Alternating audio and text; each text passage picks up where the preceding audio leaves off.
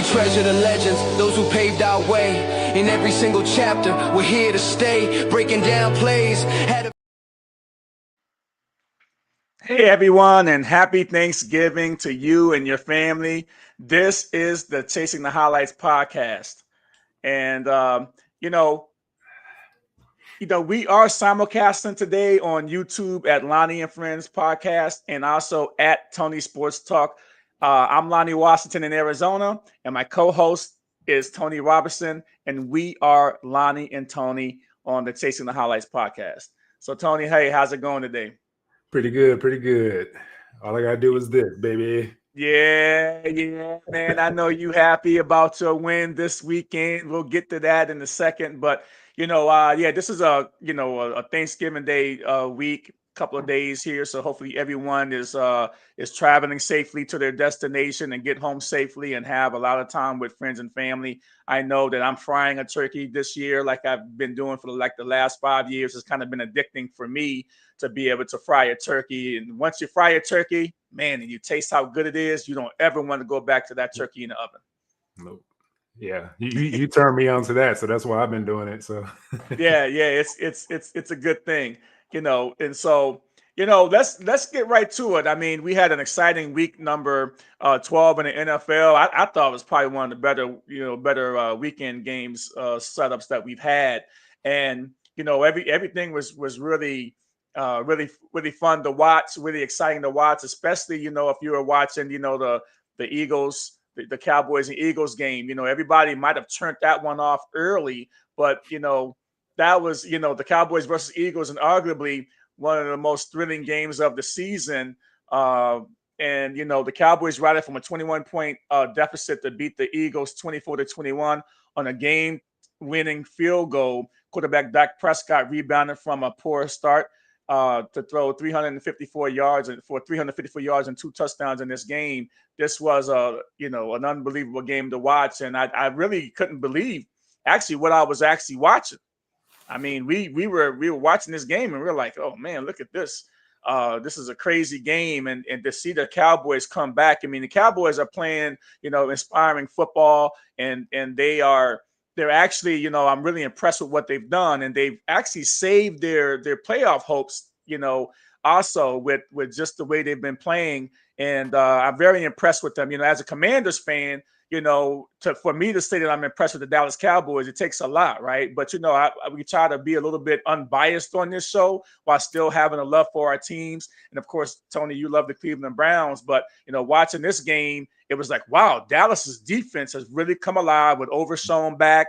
And, those two brand new D tackles are starting to sink in a little bit.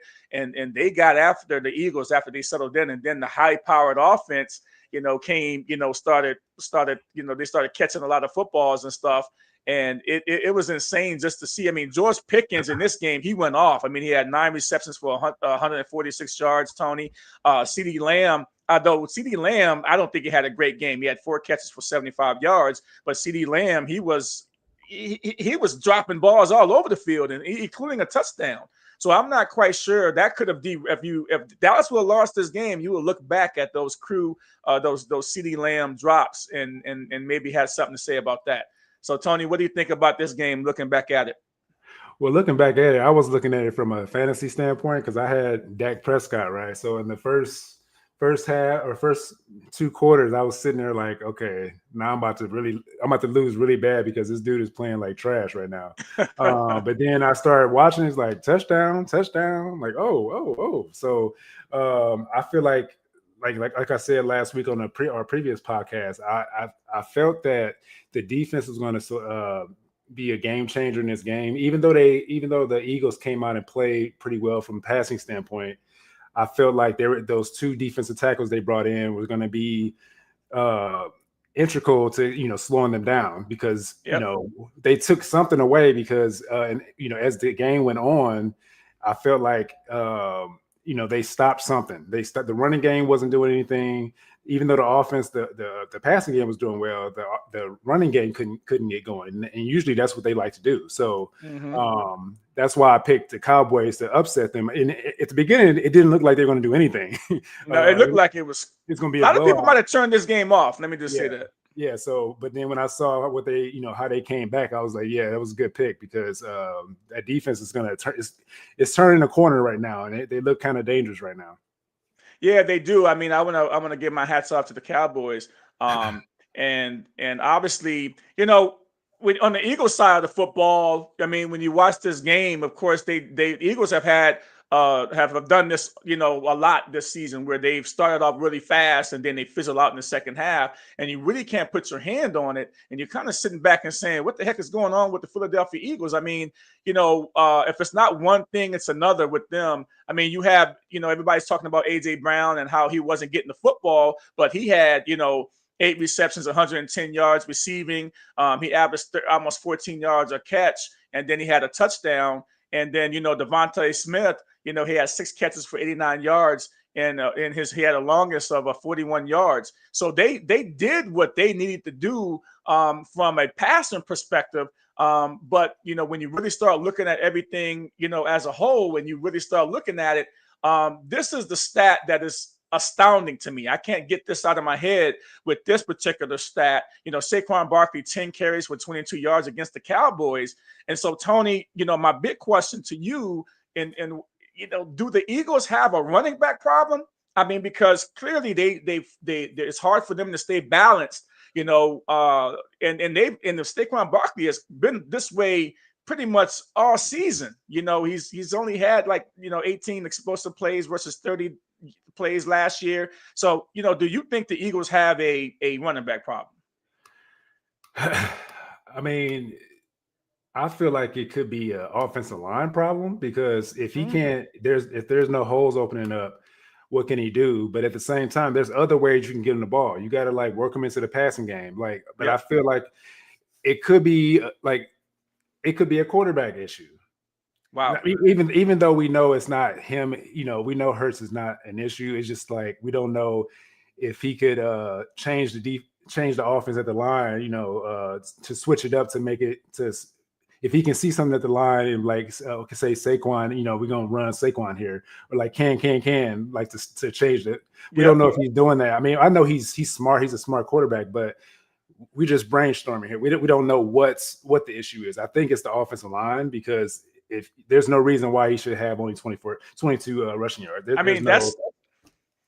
But then again, so the D tackles they brought in actually solidify that defense because once you can get pass protection on the quarterback, or I'm sorry, a pass rush on the quarterback, and you can stop the run, then it's a whole bunch of coverage sacks that happens and stuff like that. But I don't know. I just feel like this Cowboys defense was everybody's looking past them because they're thinking of the old defense from the beginning of the season. Now they have all their guys are back, and now it's they're pushing for a playoff run. Yeah, so Jerry Jones is looking like a genius. I mean, to make those trades at the end of the trade deadline a few weeks ago, and for the Micah Parsons trade and things of that nature, he's looking pretty spiffy now. You wonder though, does he have enough cash in the bank to pay Pickens, or whether he wants to keep Pickens, because Pickens is going to command at least $35 million next season, and he might try to jump up a little bit higher to get bigger money. Well, they're saying they may franchise tag him. That's what I heard on the throughout the interwebs. So he's not going to like that at all. Well, I mean, they have this money into their quarterback, the other receivers. So I mean, we'll see. Yeah, CD Lamb's making about 34 million with an M, a year. So that's going to be interesting. They'll figure it out. Yeah, I'm sure they will figure it out. We're gonna transition here to another game, and but when we start looking at this other game here, you have the Kansas City Chiefs. They erased the 11-point deficit, and Patrick Mahomes at a 12-play overtime drive to set up a winning field goal. The defense stepped up late, holding the Colts to just 18 total yards in the fourth quarter, and that was just a crazy thing to see. Them actually holding them to to just 14 yards in the fourth quarter. That's pretty outrageous. I'm just gonna say that's pretty outrageous. And I'll just leave this here. 23-21, Chiefs get the win, and now they go to 6-5, and Indy drops down to 8-3. When you look at this game is kind of back and forth, and I think that the Kansas City Chiefs said to themselves, "Hey, I'm going to take away the one thing that you guys. I'm going to take away the one thing that makes you guys go on offense, right?" And so they took away the running game, and once they took that away, they said, is Indiana Jones going to stay Indiana Jones, or is he going to become Danny Dimes? And I think that he became Danny Dimes in this game towards the end of this game because he didn't get anything done. I mean, 14 yards in the fourth quarter. I mean, and you had an 11-point lead going to the fourth quarter, and Jonathan Taylor didn't do much, pretty much all game. So if these teams start to look at the blueprint that the Pittsburgh Steelers had, and start taking away Jonathan Taylor, can Danny Dimes playing outside in this time of year, outside the dome, was he going to be Indiana Jones or Danny Dimes? What do you think about that? Well, I mean, this is what we talked about last week, and I was saying, like, the Chiefs at home with their backs against the wall, I feel like, and then you got the outside the dome that we always talk about. Yep.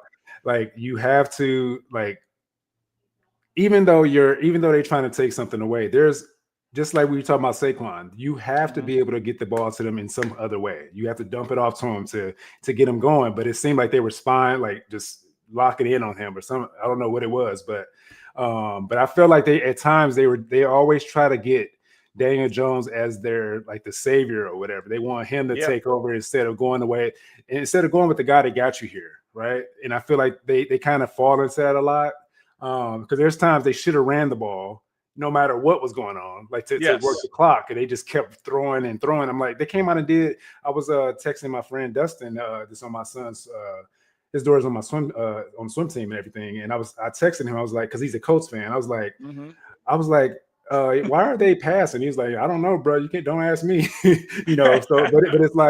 but it's crazy because it's like you got a future Hall of Famer in the backfield, and you're sitting here, trying to throw the ball with Danny Dimes. If you keep trying to go through him, he's going to give you Danny Dimes. He's a good quarterback with this team, but you can't keep trying to rely on him. And when you're up by 11 points. Run the ball. What are we doing here? So I got kind of pissed off at that when I was watching it. So. Yeah, I know and you know what, we watch a lot of football. I mean, I watch Red Zone a lot, when I'm not watching, my team play, I watch the Red Zone. And so I get to see all the games, all the plays. And if there's a hot game, I'll go and watch that game and then kind of switch back and forth. And, so I get a pretty good perspective on what's going on a Sunday. Every Sunday, my wife knows that, hey, on Sundays, don't bother me. We can do shopping during the off season on Sundays, but during the season, don't bother me. I'm locked into all the games. And so this is what we do. When we do these podcasts, we've seen a lot of the games, we've seen the stats, we've seen some fantasy. Tony's really good with fantasy. Me, not too good, not too much, but I still stay locked in all the time. Yeah. And so this is going to be an interesting next few weeks because now you've got a lot, you've got the Kansas City Chiefs, they're right there in the playoff run. And we'll talk a little bit later on the show about can Dallas knock out the Chiefs, because the Chiefs are still standing right there. And and I'm excited to see how this is going to come down the stretch. And my Commanders had a bye week this week. So, I'm happy. I'm happy I didn't get to see them get their heads beat in, right? So, that's really, really cool. So, but one other thing that we're going to see, though, is, shake your head, Tony, get like Rocky, because we're about to talk about your boy, right? We're about to talk about your boy over there in Cleveland, So Shedeur Sanders won his first NFL start, defeating the Las Vegas Raiders 24-10. He threw for 209 yards and 1 touchdown, had a 66-yard, score to the running back there. Dylan Sampson, and then he had this rocket this rocket to Isaiah Bond, right? Something that you have not seen the Cleveland Browns do. He went off to the right side and then he threw this rocket under pressure and dropped the dime right in the bucket. And I think all the Cleveland Browns fans, whether you was in the stadium or at home, jumped out of your seat. Yeah. Even Myles Garrett jumped out of his seat too, right? He was like, what the heck is going on here? So, I love to see it. He wasn't legendary, but he didn't have to be legendary in this game because that defense of the Cleveland Browns had 10 sacks. Myles Garrett had 3 of them. And boy, he's on the heels of the sack record right now. So I'm going to turn it over to you right now so you can talk about your Cleveland Browns, Tony. I'm very impressed about what they did. But remember, it's still the Las Vegas Raiders. Let's not get too excited. But they've been kind of doing this on defense all season. So, yeah. Don't diminish my team. We got 3 dubs. No matter what we're both 2-8. We're both 2-8. We're both 2-8. We're both 2-8 at the time. So a win is a win, especially in the NFL. So pretty much what we did is what I said we supposed to do. Pretty much have Shedeur Sanders pretty much come in and just manage the game. Don't put too much on his plate. Don't try to have him throw like 35, 45, 50 times. Because we don't need to. Our defense is going to stop them on the offense and just try to run the ball through Junkins. Junkins came out and scored 2 touchdowns in Wildcat. And Shedeur, everybody's like, why was he out of the game? But it's like we have high scoring when Junkins comes in and does Wildcat because he knows how to find the hole and get through the gaps and stuff like that. So I think they did a good job in just letting him be a game manager, which that's what I felt that should have happened.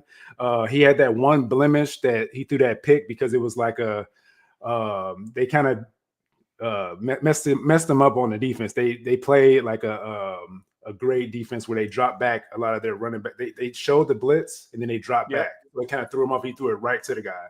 But that can be coached. That he can work on that. So this is his second game as playing in a league. So he's still got to treat him like a rookie that's still learning this process. He's still off of 3 days of practice. He's still, working towards getting to where we want him to be.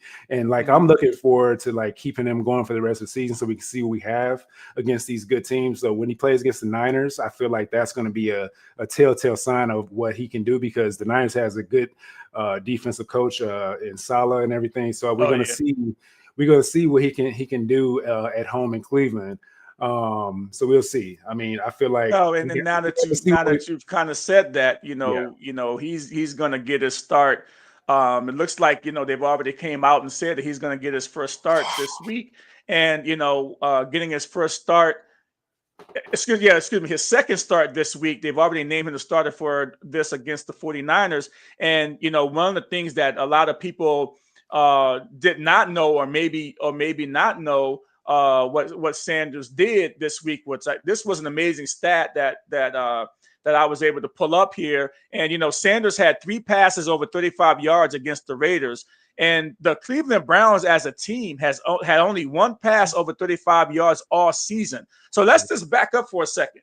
Let's just say this: Shedeur Sanders had 3 passes in this game over 35 yards, but the Cleveland Browns as a team and all the quarterbacks, Flacco and Dylan Gabriel, combined after 11 games, they only had 1 pass all season over 35 yards. Now, Tony, make that make sense. So this is what I was saying before. This is the whole thing about Shedeur Sanders that a lot of people that don't watch our football, don't watch Cleveland Browns, a lot of these people come in the comment section and want to talk stuff. But I feel like for Shedeur is just about them hating him and his father and his legacy or whatever right. you want to call it. But if you actually watched our games, like I was saying this whole time, I watched every single game. Even though we lost, I still watch our games because I'm a true fan, 45 years. So when you have a guy that can't throw the ball accurately downfield, and we know we have a quarterback just sitting in the wings, just waiting to get his opportunity, we know that he can throw the ball downfield accurately because I've seen it. Even though it was at the college level or whatever, they try to make up this whole thing about him, getting sacked in Colorado a lot. Even though he didn't have an offensive line like a SEC offensive line or whatever.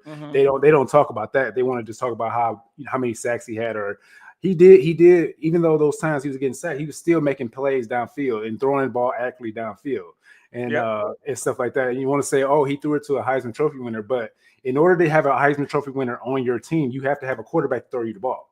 So I know that he could throw the ball. So that's why I was like kind of seeing, this is Dylan Gabriel is not the guy. I saw it the first game I saw him play, and you can go back to the old podcast to say that you know me how I was talking about Dylan Gabriel. So when you have a quarterback that can throw the ball accurately downfield, it's just like. And we had Joe Flacco too there that it wasn't doing, but I think it was the scheme. It wasn't the quarterback. Let's get back to that.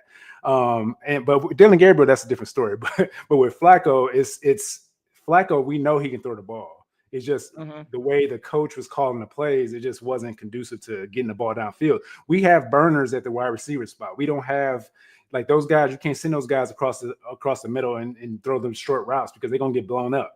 And they're going to be scared to catch the ball because you're throwing hospital balls. Like you throwing hospital balls right into the linebacker, and they're going to take your head off. Like what do you expect? So we got to get the ball going deep downfield. So yeah, and then Harold Fannin. That's all I got to say. I mean Tony B, he's watching us live now, and he's like Dylan Gabriel is like 5'7". We don't want to make fun of nobody's height, but I mean it's real stuff, And then of course he says hopefully Shedeur Sanders can continue to be consistent and confident and gets good play from other offensive skill players. So hey, thanks for chiming in, Tony B. I really appreciate your comments, and yeah, you're right. But I was very impressed with just the way that he handled himself under pressure. And the good thing is that he didn't have I think he only might have been sacked one time, but he didn't have a lot of, lost plays. He didn't lose a lot of yardage and sacks. He learned to throw the ball away or dirt the ball, whatever he was able to do, but not have negative plays and always stayed ahead of the chains. I know one thing, Tony, I wanted to ask you is that, every time they got down, a few times they got down there inside the 5-yard line, they didn't put Shedeur in. They put Junkins back there in kind of a wildcat. Is this because that he hasn't had enough work in kind of like the goal-to-go situations maybe, and they figure that this would be the quickest fix to try to get them some points? Or what do you think about that one? Maybe I feel like you said. I mean, I feel like they just want to give them. We know that we had success with Junkins running the ball with them in wildcat, so. It's taking a lot of the pressure off of Shedeur in the beginning, but I'm sure moving down the line, the rest of the games, they're going to try to work him into goal line stuff. It's not going to be every time because once they know we're going to try to do a wildcat every time, the team's going to try to stop that. So we'll have to switch it around a little bit. We can't do that every single time we get into the red zone or on the 10-yard line. They have to be able to use Shedeur moving forward in the red zone. So. I don't think that's going to be sustainable. and it's they're going to have to do something with that. And I want to bring up a question too. Is that right now you got in AFC you got a lot of things going on in the AFC, and you've got the Patriots that's only got 2 losses. You've got the Rams that just keep winning. They won again this weekend, and they basically pummeled the Tampa Bay Buccaneers, and the Tampa Bay Buccaneers have fell off a cliff. And, and the 49ers did the Tampa Bay Buccaneers a solid last night by beating the Carolina Panthers and, letting them get back, keep that first place spot. The Rams, of course, they've got, only 2 losses. The Broncos that was off last week when they got 2 losses. So Tony, to me, you've got these 3 teams that, so who's the best 2-loss team, the Patriots, the Rams, or the Broncos? I have to say the Rams right now, to me, are, the best 2-loss team only because of their experience, right? Only because of the quarterback play, of Matthew Stafford and just the things that they can do on defense. They'll give you some points, but you have to stop them too. The Broncos, however, they have a really good defense, but their offense is kind of lagging behind a little bit, but they score points when they have to. And then you've got the Patriots, and they've just been steady and balanced on both sides of the football. And you kind of wonder, hey, they have a young team, an experienced coach. So I have to really say the Rams at this point, because I think that the Rams have that Super Bowl experience behind them now that they won in 2021. And so if I'm looking at the big picture, I got to say that the Patriots and the Broncos don't have that experience yet, but you have a Matthew Stafford that is a Super Bowl champion, and he's got 30 touchdowns and two picks on the season. And some people just say, yeah, but he's got some little gimme, like 7 or 8 touchdowns that was kind of like, inside the 5-yard line or whatever. Say what you want to say, but 30 touchdowns, 2 interceptions. So for me, it's the Rams. What say you, my friend? Yeah, I'm with the Rams too, but comparing the two, my top 2 is the Rams and the Broncos, and I'm gonna tell you why.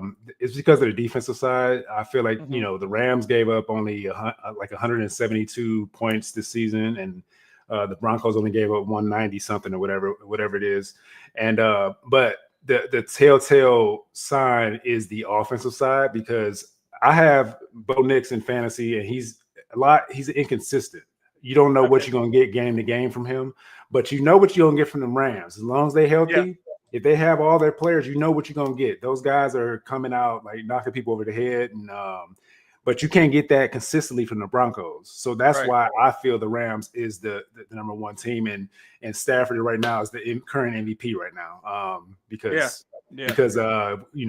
the Colts keep playing games with my boy in the backfield there. So Jonathan Taylor, so when they do that, it kind of puts as like you said before, it's a quarterback award, and right now Stafford is leading that right now. And you wonder if the Colts can actually go and beat the Patriots in cold weather, right? Can they go to the Broncos and beat the Broncos in cold weather? So you're kind of looking at them and saying, hey, can they actually travel?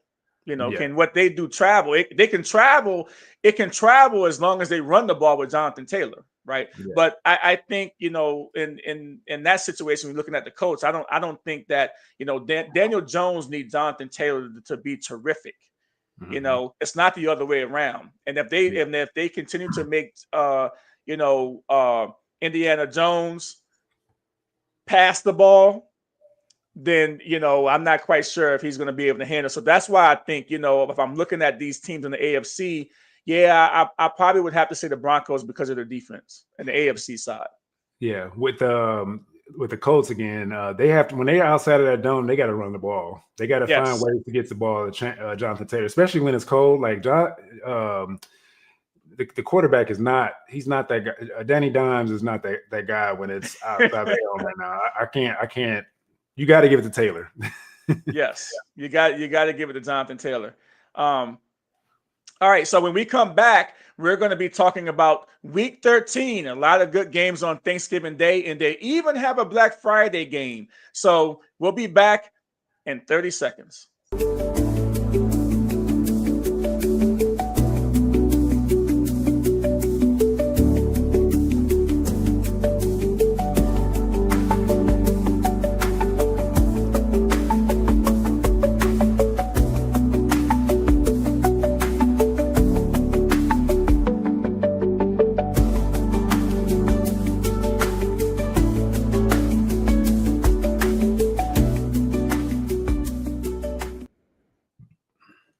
Hey, and welcome back to the Chasing the Highlights podcast. My name is Lonnie Washington. I'm in Arizona, and I'm here with my co-host, Tony Robinson. He's in Texas. Together, we are Lonnie and Tony on Chasing the Highlights.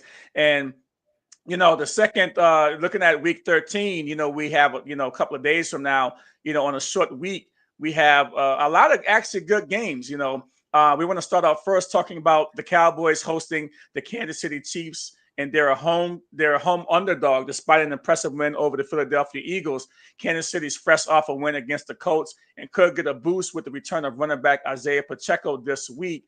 We don't know yet. I think he's a game time decision, and they haven't made it. They haven't made a decision yet. But when I'm looking at this game, I'm saying to myself, "Wow, this is two teams that are still fighting for their lives."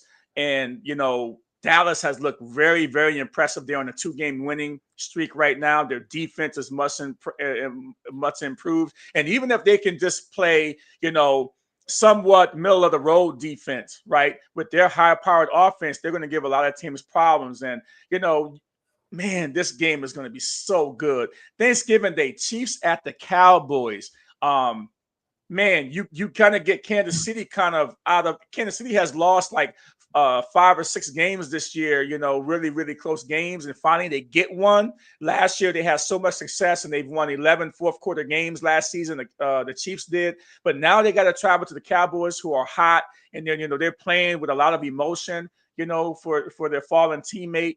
And so sometimes when you have just that little thing that has happened, it goes beyond football and you're playing for something higher than football, right? Sometimes that's all you need to kind of make you play out of your mind. And that's what the Cowboys are doing.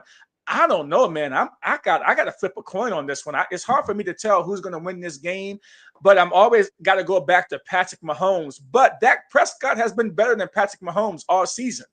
So I'm kind of at a crossroads on this game. So Tony, help me out here. I'm going to go and say the Chiefs are going to win this game, even though they got to go on a short week on the road and play Dallas. But man, it's to me, it's hit or miss on this game. Yeah, it's going to be tough because if they can't, just like with the Cowboys playing the Eagles, they couldn't run the ball. So if you can't run the ball against the Cowboys, I don't think they could do anything to. I mean, Mahomes is that guy. He's one of my favorite quarterbacks, and but I feel like if Mahomes, they can't get the passing game going like they used to, I don't think they can do anything in this game on the road in Jerry's world. So I feel like if they have no running game to like throw the defense off, so they know. I don't even know. They can just play. I mean, they can just drop back into zone the whole time. I don't know because they got the pass rushers now to get to Mahomes. And on the defensive side, they're susceptible to the deep ball. Right. And I feel like Dak and them gonna probably shred them on the. They don't have anybody to check those guys, and you got the tight end coming down the middle. You got the running game going. Yeah. So they're good at stopping the run, but with all those pieces going downfield, it's going to open a lot more for the running game to get going too. I mean, you can't pick your poison. You can't stop everything that the Cowboys going to throw at you. But also the Cowboys have to come out and play like they supposed to play too. Yes. They can't see the Chiefs that big, the arrow on the head with the red helmets. You can't see that and nut up. You know what I'm saying? You got to actually come out there and play your game. I mean, you're at home. They definitely can't spot them 21 points. No, not against the Chiefs. You can't do that against the Chiefs. No. Yeah, they definitely can't spot them 21 points. And so, yeah, that's going to be a great game. I can't wait to see that after I eat some turkey. Got to see the Thanksgiving Day Chiefs at the Cowboys. That's going to be like the game of the week there. But you also have the Packers at the Detroit Lions, and so the Packers at the Detroit Lions. This is a crazy division game. It's a NFC North class a matchup from week 1, which the Packers won the game 27-13. Detroit has won 4 of the last 5 home games this season and will lean on their running game against the Green Bay Packers defensive front. I mean, Jahmyr Gibbs against that defensive front of the Green Bay Packers. The Packers also expect the return of running back Josh Jacobs, who missed the previous last 2 games. And so that should give their offense a little bit of a boost. But, man, playing in the Dome on Thanksgiving Day with the way Jahmyr Gibbs and has been playing, this one's going to be a really good game too. And remember, they're trying to stay pace with the Chicago Bears, who have a big time game coming up this week too. So the winner of this game could possibly take over a share of the lead in the NFC North. Right. So yeah, I mean, you got you have the Detroit Lions, like you said, back in the Dome. So I mean, when they're in the Dome, they play really good. So I don't know, Green Bay. This is a hard game to pick. Oh yeah, it's a tough game to pick. But I have to go with the Lions because they're at home. Because every time they play in the inside, it's a totally different game than them being outside and out of the dome and stuff like that. So the Vegas line has them winning. It's like -3 right now, and the over is 49.5. So should be might be a shootout. Yeah, I mean, I believe that just overall that I think Detroit is going to win this game. Of course they're at home, but Jahmyr Gibbs, I mean, he's just he's just been a beast. He's been pretty much unstoppable by most teams this season. And just the way he's playing, just if he catches the ball out of the backfield on a little screen pass, he can go at any point.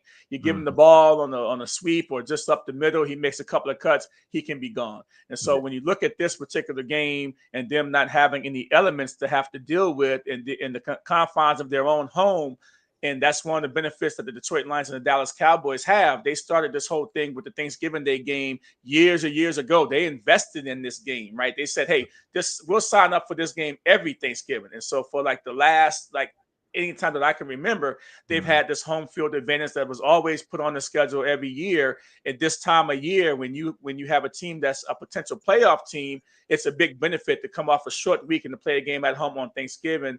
And, a lot of people are going to just, eat a lot of turkey and go to the game, or they might go to the game first and then eat a lot of turkey after. But whatever the case may be, it's a special atmosphere when you got to go to Dallas or when you got to go to the Lions. And the advantage to me always go to the home team, especially in the last 3 or 4 years since Dan Campbell has been the coach of the Detroit Lions. This is going to be a really good game, and they're going to want payback. The Packers are not the same team that they were on week 1 where they had that potent defense.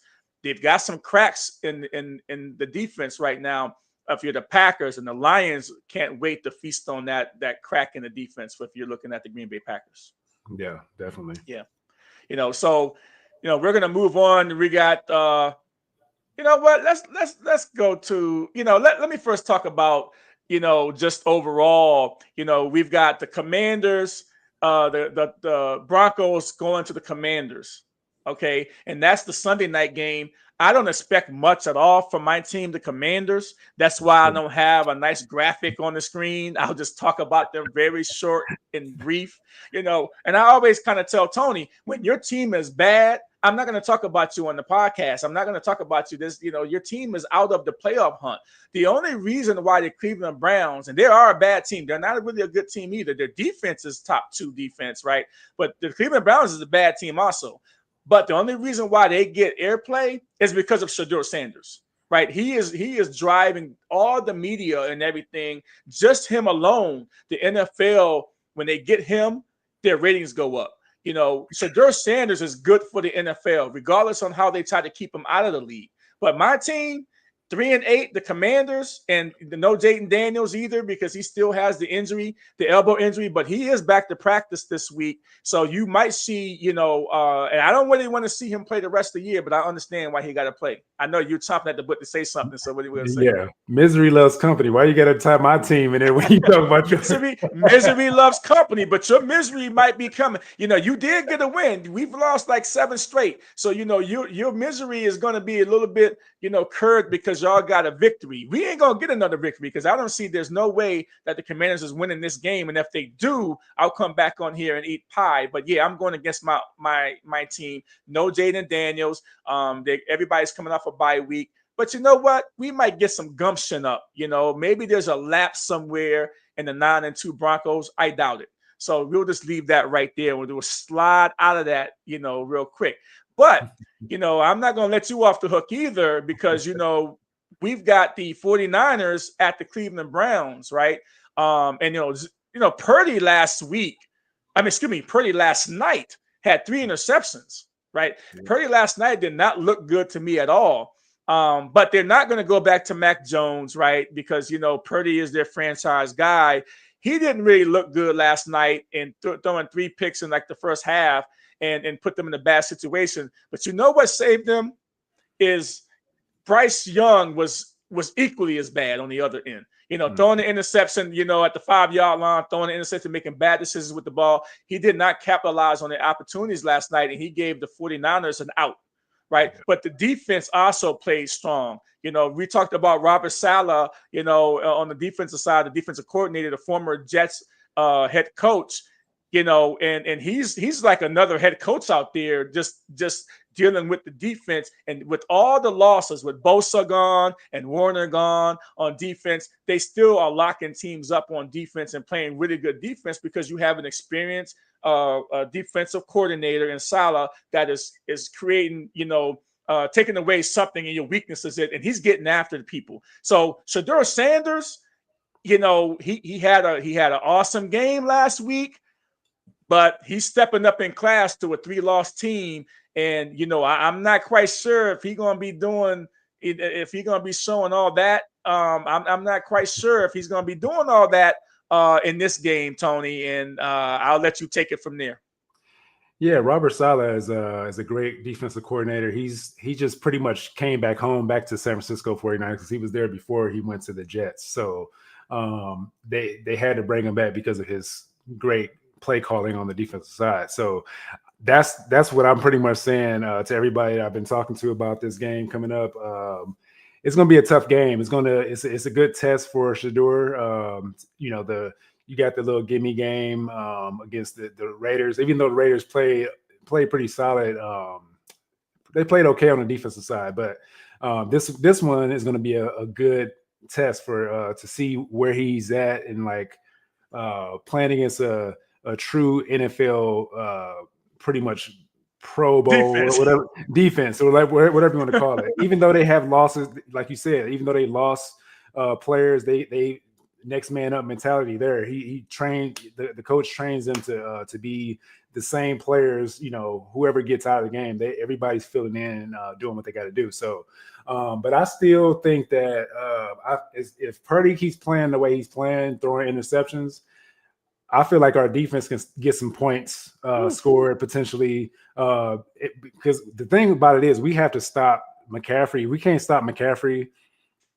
We're going to lose this game, but there's some kind of way we have to. I don't know if we're going to put 8 in the box to you know put pressure on McCaffrey and like on to get in faster on Purdy, because shoot, you got that boy Myles Garrett. He getting in there fast, so I think they may try to put 8 in the box to try to like slow down McCaffrey and like get to Purdy quicker. And just do coverage stuff with the other guys and see what happens. That's the only thing I can think of to slow down the 49ers on the offensive side and potentially can get some strip sacks and get some fumbles and score on the defensive side potentially. So, but you know, I got to go with my Browns because you know what it is. Yep. especially with this going on. Yeah, I get it. I understand it. I get it. I understand it. That's your team. You coming off a big win. You think you have some hope here. You have some hope only because the defense is really, really good. And of course, you know, I said, hey, I'm glad you guys won because now the Commanders and the Cleveland Browns are both 3-8. And right now, I want draft position. You know, when your team is out of it by Thanksgiving, you only want draft position, right? So both teams are 3-8, the Cleveland Browns and the Commanders. And so I'm hoping that the Cleveland Browns win this game. And they could. The defense is good enough to win. It's just, man, I don't know how Shedeur Sanders is going to handle that Salah blitz. Yeah, but we, you know, like you said with the draft position though, but we still have 2 first-round picks. Yeah, to go along with our actual first-round picks. So I think we're good. We like if we can. I feel like we should try to see if he can actually win these games and not try to tank like I thought we were. I mean, if just try to let this dude win, just manage the game. All Shedeur has to do is don't go over 25 passing. Just try to run the ball and like just play safe and just let the defense help you win the game.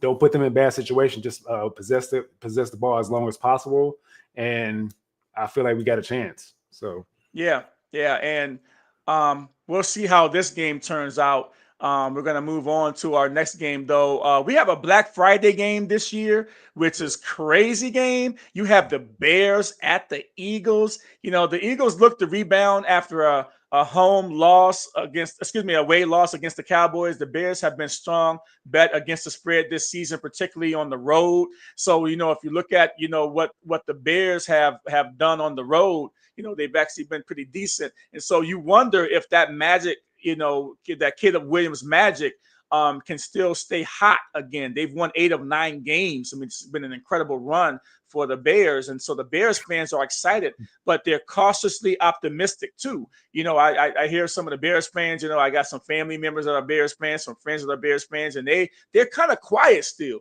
That they haven't really came out and roared yet. I mean, last year when the Commanders were like in this position that the Bears are and they were on their run, I mean, I was chirping. I was like, yeah, my team, this. I was chirping. And then we went to the NFC Championship game and got the doors blown off us. But I'm like, so what? We still got to the NFC Championship game. But the Bears fans are kind of like, we've been bad for so long and haven't really had a winning season. They're still kind of reserved. They're not used to winning yet. And so they're still kind of reserved. But this game is going to be a game that if they go in and beat the Eagles in Philly, which is a really hard place to win, if the Bears beat the Eagles in this game, I will say to you, the Bears have arrived and that they have something special cooking right now, because to go in and it's going to be cold outside and the Bears don't care about weather because they play in cold weather. Can they beat the Eagles, who kind of like, the Saquon Barkley, the 10 carries for 22 yards last week against the Cowboys? If the Bears can follow that blueprint of what the Cowboys did, maybe they can get in this game and start being at this game towards the end and be there within striking distance to win this game with the 5 minutes left in the game, and maybe come back and do a little winning at the end of the game, which the Bears have been really good doing. So, Tony, what do you think about this game on Black Friday? It's a tough game. I mean, we don't know what Eagles team we're going to get on the offensive side, so that's what kind of throws me off a little bit. But that defense is just so good. They're solid. I mean, I don't know. But what nobody's really talking about with the Bears is that Monangai kid. The running back Monangai with Swift, they trying to get that kind of that offense that they had in Detroit with, like we talked about before, Montgomery and I'm missing the name, but the running game they had in Detroit. So yeah, they're trying to get that same kind of running game with the Gibbs and Montgomery. Gibbs and Montgomery, yeah. And then you got I feel like they, like you said, they're quiet because they don't want to get their hopes up. Just like the Browns, like whenever we get a chance to win, we still kind of hold reservations and stuff like that with that, getting too up on the team, whatever. But I feel like the Bears have an opportunity to solidify themselves, just like you said, with this Eagles win on the road. If they win this game, that bodes well for them moving forward. It's a good spark for them going into the playoffs. Yeah, and when you win a lot, when you start winning, it's contagious. You don't want that feeling to go away. And so when those winning time moments come and you've been in those positions, 4, 5, or 6 games this season, and you've actually won, you actually start to learn how to win on the fly. So the Bears, I'm going to go on record. Bears are going to lose this game against the Eagles, but I think it might be down to the wire here on this particular game. The Eagles defense is good enough to stop the Bears offense, I think. Okay, I'm gonna go with Bears. Okay, cool. We got to get that. We got to get that lone wolf thing where they have on NFL Network, the lone wolf. Yeah. Well, yeah. I mean, I'm not even saying that this is even a pick'em game. They're going to play the Eagles. They'll come down a notch after the Eagles beat them, and the Eagles will get back on track to where they need to be. Jalen Hurts, when he started talking, real reserved in press conferences after losses, he doesn't usually have 2 bad games. And I don't think he had a bad game this game, but, he missed a couple of throws. But also Saquon Barkley, I'm going to lean on them to actually, have a better game and more than 22 yards rushing in this game. If they have they could be saving them. They could have been saving them for this game. Yeah, they could have been. We'll see. Yeah. It's crazy. So now we have a team that I think that's real hot. You got the Texans at the Colts. The Colts coming off that deflating loss at Arrowhead last weekend. And now the last time we saw the Colts, the only thing that they were doing was sacking Josh Allen 8 times last Thursday night. The only thing that Texas was doing the last time we saw them was sacking and beating up on Josh Allen to 8 sacks last week. Yeah. This team has the number 1 defense in the league, and number 2 is Cleveland, but the Texans here. And so, I don't know who's going to be at quarterback for the Texans this week, whether it's going to be Mills. I don't know. But Mills have won 3 straight. I don't think I would take him out right now because the team is hot. The team is hot while they're playing with them. But, man, the Texans at Colts, and this is a big division matchup. And the Texans, you better watch out for them because, they've been in the playoffs the last couple of years, and they know how to win. And now that defense is number 1 ranked.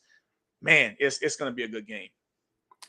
Well, the only reason why the Colts lost to the Chiefs last week, and I'm going to make a joke about this, because they want to see Taylor Swift up in the stands in the playoffs to make that money. So I feel like that's the reason why the Chiefs won, because they want the Chiefs to be in the playoffs, because they lose money when Taylor Swift is not in the press box with Kelsey and everything. I feel like the Colts I think they're gonna get back to Jonathan Taylor at home. Danny Dimes gonna play better, but that Texans defense, believe me, the Texans defense is so good. But I feel like where they may lose because of Mills, maybe. Mills been playing really well, the quarterback, but because I have him in fantasy too, so I took a flyer on him and stuff like that. So I picked him up because I had Bo Nix on bye. But if Mills, I don't know, on the road at the Colts, I feel like the Colts are going to play pretty well on defense, and I think I got the Colts winning.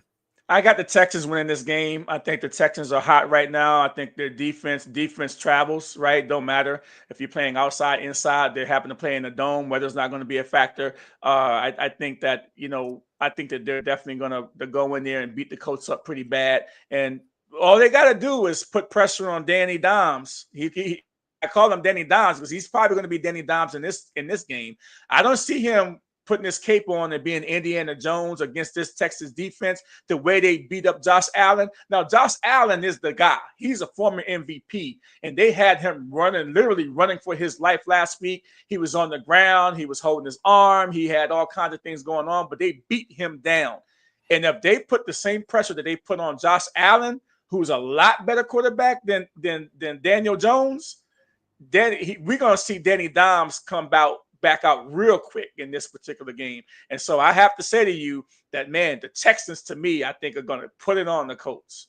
Well, I think they're gonna learn their lesson from that last game, not running Jonathan Taylor, and Jonathan Taylor's gonna have a breakout game. It's gonna surprise the Texans. They're gonna be like, oh, how are they getting ran on? Watch, it's gonna happen. And then Danny Dimes gonna run the ball too, and he's gonna surprise you. Nah, I mean, because if you take a couple of hits, Josh Allen took those hits, and he started throwing that clock sped up in his head. And when you see that happen to this guy, who was a perennial top 2 or 3 quarterback in the league, then that's when you're gonna say if they apply this pressure to Daniel Jones, it's gonna be hard. Well, it's different with Josh Allen. Like I've been saying before, like he has a Superman mentality where he wants to do everything by himself too. So he kind of gets in his own head. From my opinion, that's just my humble opinion when I watch him, because I have James Cook, and it pisses me off every time he just vultures the touchdowns on the goal line. So, but I feel like he kind of has a Superman mentality. So he kind of missed some things sometimes too. Is the reason why they kind of got to him so easily. I don't know, but I could be wrong. But yeah, well, we got to move on. But man, this is going to be a really good game. We haven't really talked about this for weeks upon weeks because it wasn't really nothing to talk about. Yeah. It wasn't really nothing to talk about. And so we haven't talked about this, in a long time. But Joe Burrow is expected to come back off his turf toe surgery, just in time, where the AFC North is really struggling to find somebody who wants to win that division. And can Joe Burrow kind of sneak his team back in the playoff hunt? I'm not quite sure he can do it, Tony. But I mean, just him coming back. And this dude's a bad man too. I mean, this dude is Superman. He's not, he's a Superman, but he's in Clark Kent clothing, right? He's a little bit more brittle too because he always hurt. But man, when he's on the field, and the only thing that I might say, he's not going to have T. Higgins this week because if he's in concussion, but man, he's going to have Jefferson back and everything. No, not Jefferson. Is it Jefferson? No, Chase. He's going to have Jamar Chase back off of suspension this week, and man, their defense, if they could hold up, they might have a chance in this particular game, but I'm not quite sure, even if he comes back, that he's going to be able to do anything in this game. What do you think? Bengals at Ravens. Ravens really need to win. Well, we know what the defense is going to do, and it's not that much. They can't really stop anybody that much. But so for the offensive side, if they have Jamar Chase and they have Yoshi Bosch, that nobody really talks about as much as that. I know him because I have him in my fantasy team. I picked him up for a flyer, but and then they got Gesicki that's playing the tight end spot. He's playing. No, that's another team. It's Fant. Noah Fant from that team. I think that's what it was. But I feel like if he comes back now and they lose, it's a waste of time bringing him back, because I don't want to have my franchise quarterback playing for nothing and have a chance to get hurt again. With that, that offensive line can't block nobody. Yeah, but there's 6 games left. These guys don't like these. There's 6 games left, so these guys are going to play, whether they're 3 and 8 or whatever the case may be. They're going to play. Yeah, it's tough though, because you gotta, like you said, he's Mr. Glass, right? So it's like, I mean, you can't blame it on him like he's just injury prone. It's just the fact that he's not getting proper blocking, and when he gets hit, he gets hurt. I mean, the kind of injuries that come up, that's what happens. So it's like it's kind of hard to tell, like, where this game is going to go. But I feel like the Baltimore Ravens, because they got their defense, everybody's back on the defensive side. They got Derrick Henry going, because, like I said, when it gets cold outside, they start wrapping up that run game. And Derrick Henry, then you gonna have Lamar Jackson coming at you. I feel like they're gonna put up like 40 points. Oh, wow. That's. But I don't know how many points the Bengals gonna put up though. I mean, it may be a shootout. You never know. But if this guy's playing, I don't know. It may be a shootout. But I got the Ravens winning. Yeah, I got to go with the Ravens too. It's not, the Ravens, they still got, Lamar Jackson, and they've been winning. They've won 5 straight. And with him on the field, even though he's not, I don't think, there's something not quite right with Lamar Jackson yet, I think. And maybe he's still dealing with some injuries and stuff like that with the hamstring, and maybe some other little things going on. So maybe that's why he hasn't really really been himself. But they're doing just enough to win. And as long as their defense can keep them in games, Lamar Jackson will make enough plays and find enough plays to win. And I don't even think Derrick Henry has been doing much at all this year either, compared to what he was doing last season. And I'm not quite sure what that's all about. But this division, the Pittsburgh Steelers have lost control of this division. And, it's pretty crazy to see. And everybody kind of predicted it too. It's too bad that the Cleveland Browns don't have a quarterback, because their defense is so good. Because I would say that this division is still not, out of reach. You got 6 games left. Anything can happen. But, if the Cleveland Browns or one of these teams, the Cincinnati Bengals, can win a couple of games and beat a couple of teams and get a little bit of help, they could be right back in this race too, because this division is not going to be won, I think, until like the next to last week of the season. Yeah, definitely. Yeah, and so that there is going to be, is what we're going to be watching for. But yeah, I mean, we are right up against the clock here, and all the other games, to be honest with you, you guys can kind of figure that out on your own, because the ones that we previewed are the ones that I'm definitely going to be watching. And you've got 4 games that's going to happen before Sunday, so some of the games are going to be kind of slim pickings when you look at, you got the New Orleans Saints at the Miami Dolphins, you've got Atlanta Falcons at the Jets, Arizona at Tampa. That actually might be a good game. The other game there is you got the Pittsburgh, the Buffalo Bills at the Pittsburgh Steelers. Both teams need a win desperately. The Buffalo Bills, after getting their heads beat in, by the Texans last week, they need this win big time, right? The Steelers, I think, are going to go by the wayside, but the Buffalo Bills need to keep pace in the playoff run. And I'd rather see the Buffalo Bills in the playoffs than actually seeing, the Pittsburgh Steelers, because I know that Buffalo can maybe win some games, but I don't think Pittsburgh even have a chance. Yeah, that's true. I mean, yeah. But I don't know. That's tough. I don't want to see the Steelers win, because that's a Brown. They're in your division, rival, right? So, they're in your division, so you're a division hater, right? We still have a chance to come up potentially if they let Shador play and do his thing. Yeah, well, we'll see. We'll see how it works out. So, guys, thank you again. Hey, be safe out there. Have a happy Thanksgiving. Tony, my friend, I hope you have a happy Thanksgiving with your family. I got my dad with me this week, and, I'm going to have a good time and spend time with some family. It's this time of year here that we cherish, and we need to understand that, people in our lives, they might not be in our lives all the time. So cherish every moment that you have, especially if you have older parents, and then you have family that are coming in. So hold them tight, and have a good Thanksgiving. Hey, this has been the Chasing the Highlights podcast. My name is Lonnie Washington, and it's Tony Robinson there. Thank you very much, Tony. Hey, we'll see you next week. See you.